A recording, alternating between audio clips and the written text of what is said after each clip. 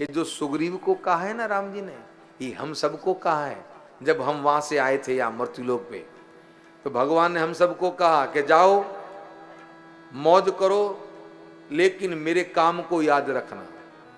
क्योंकि 84 लाख योनि में जब जीव कष्ट पाता है तो भगवान से कहता है कि एक बार आप हमें मनुष्य बनाए, मैं प्रभु आपका भजन करना चाहता हूं।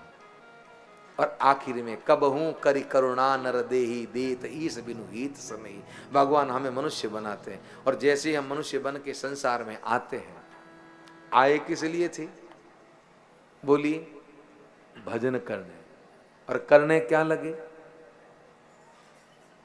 पता ही नहीं क्या कर रहे हैं, यही समझ में नहीं आ रहा। अब एक बात पूछूं आपको, बड़ी बड़ी विचित्र बात है सुरेश जी।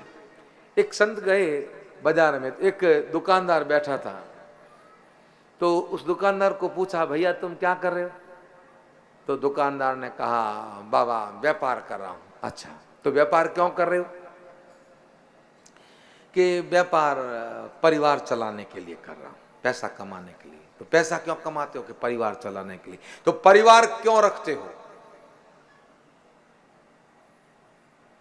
परिवार क्यों रखते हो? तो कि जीने के लिए। तो जीते क्यों हो? अब ये प्रश्न हम सबके सामने, हम जीते क्यों हैं? क्यों जीते हैं? इस संसार में आए किस लिए आए? ये हमारा जीवन किसका है? किसी को सोच ही नहीं रखता।